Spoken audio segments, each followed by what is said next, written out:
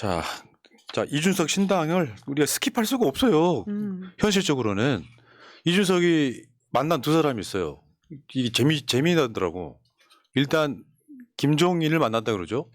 근데 김종인은 이준석이 전에 한 말이 있어. 내가 무슨 어려운 결정을 할 때 만나는 분이라고 그렇죠. 표현했어요. 그냥 나를 찾아와.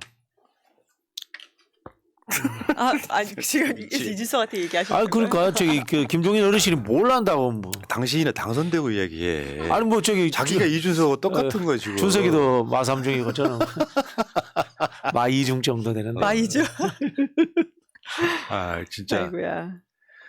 그러니까 이거라는 거지. 이 미련 버리라고 했다는 거잖아요. 그러니까 윤석열에 대한 기대를 접어라. 그냥 네 갈 길 가라 이런 이야기 해줬다는 거잖아요.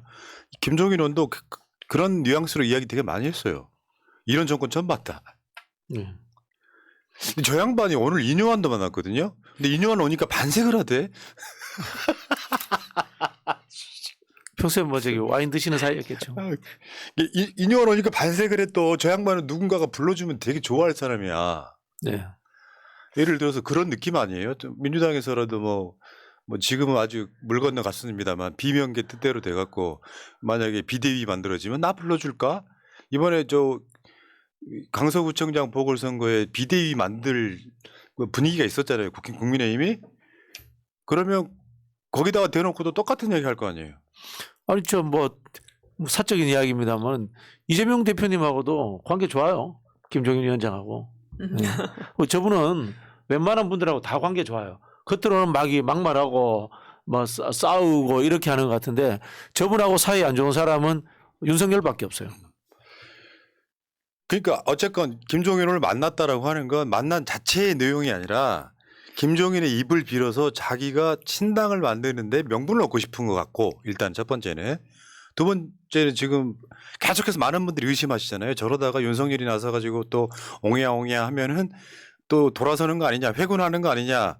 여기에서 계속 이준석이 말뚝을 받고 있어요. 지금 대못을 치고 있어. 안 된다고.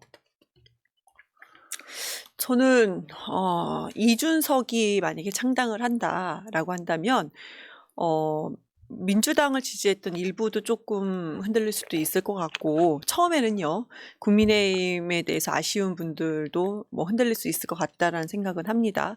그런데 민주당 측에서 조금 고민해볼 필요는 있을 것 같습니다. 윤석열 대통령이라는 사람을 대통령으로 만들었을 때 양도구역 되게 시끄러웠잖아요. 그러면 이준석이라는 사람은 왜 거기에 대해서 책임이 자유롭죠? 지금 본인이 마삼중이라서 그런가요? 그 책임이 분명히 있어야 되는 겁니다. 그런데 그 책임에 대해서는 전혀 언급하지 않고 있는 점을 우리는 기억해야 됩니다.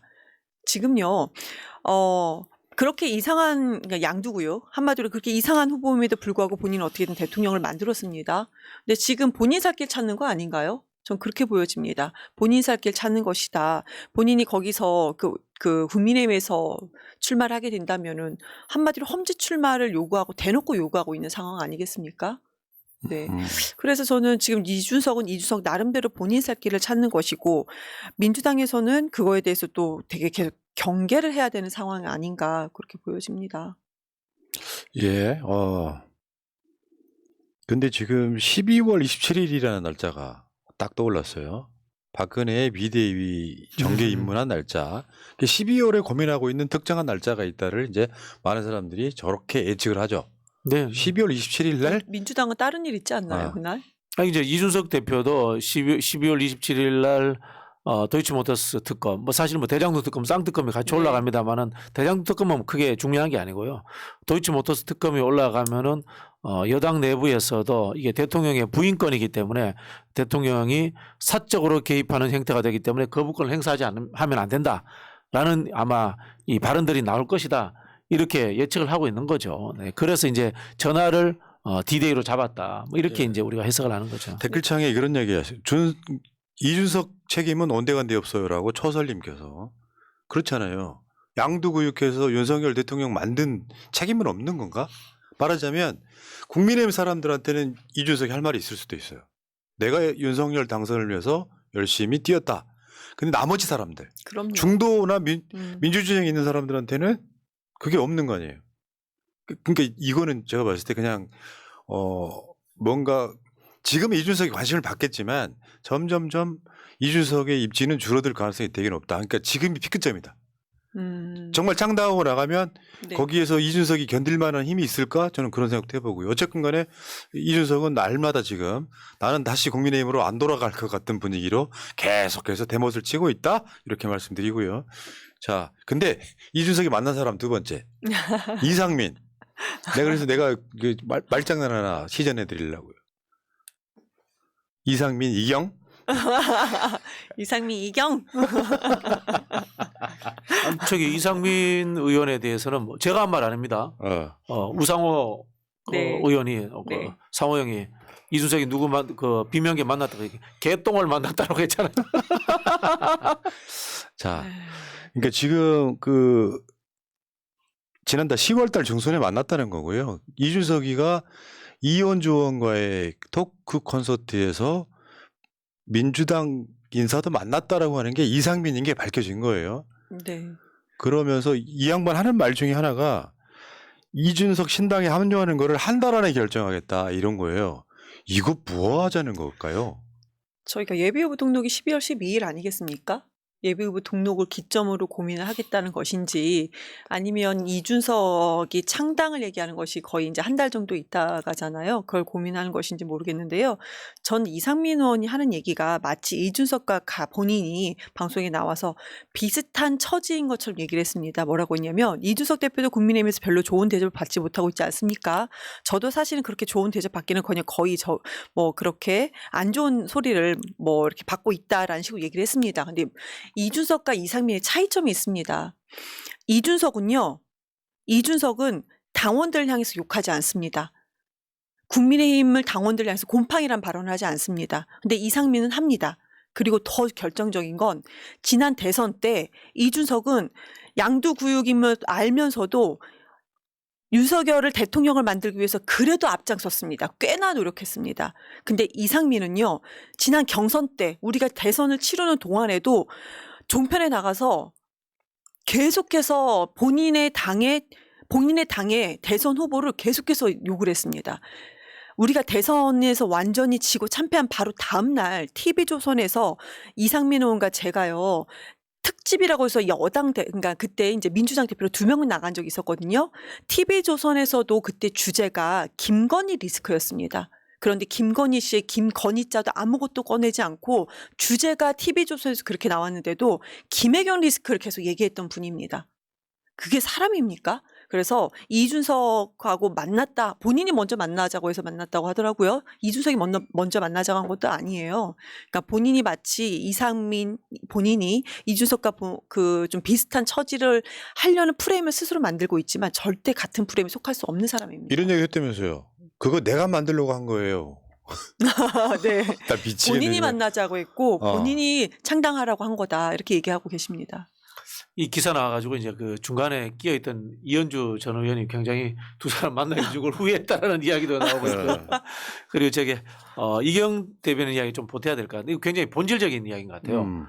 사람들이 착각하는 것 중에 하나가 국민의힘에 있는 이준석, 유승민과 민주당의 과거에 조금 박해 또는 최근에 이 가결파 이런 사람들을 동급에 놓고 양쪽에서 당내 투쟁을 하는 사람이다 이렇게 비교하는 것 같은데요. 엄청난 차이가 납니다. 이준석은 당원들이 뽑은 당대표예요. 유승민은 그 당에서 원내대표까지 한 사람이에요. 그 당의 실제 원래 주류예요. 그런 차이가 있고요. 이 사람들은 대권주자 여론조사 돌리면은 3에서 말이 나오면 5, 6% 나오는 사람들이에요. 그런데 민주당의 이 비주류라고 하는 사람들은 특정 언론사 아니면은 기사도 받아주지 않는 정말 마이너리티 사람들이에요. 근본적인 차이가 존재하는 사람들입니다. 덩치의 꿈의 관계도 이 사람들은 대통령이 돼서 나라를 운영해 보겠다는 꿈이 있는 사람들이고 이 사람들은 다음에도 내가 정말 비굴하지만 배지 한번 더 달아야 돼 라는 있지 않습니까? 목숨 연장의 꿈이 오히려 최대치인 그런 수준의 사람들이에요. 네. 저 굿모닝 충청이라고 충청도권에 네. 매체가 있잖아요. 네, 있습니다. 여기 보면 저 충청권에 다선 의원이 3명 있어요. 하나는 박병석. 어제 이제 출마 불출마. 안 한다. 불출마 선언을 했죠. 그리고 육선 도전하는 이상민. 여기 보면 가사 한번 보세요. 저 노래 뭔지 아세요? 갈 사람은 가야만 하겠지만 남아있는 내 모습을 바라보며 아 개딸은 이제 그만. 박병석 그 전 의장님이 그만두신다니까 제가 박병석 의장님 예를 들어서 초재선 의원들한테 제가 쓴소리 한번 해야 되겠어요. 저분이 이제 18대 때 저하고 같이 몸싸움하다 저 손가락 부러지고 저분 팔 부러졌어요. 18대 국회 때. 그때 3선이었습니다. 저분이. 그러니까 그 이후에 이제 5선 6선 되면서 뭐 여러 가지 비판도 받았습니다만은 초선 재선 3선 때 그 당시에 이명박 정권과 박근혜 정권을 향해서 굉장히 열성적으로 싸웠던 그런 과거를 갖고 있는 분들이에요, 다.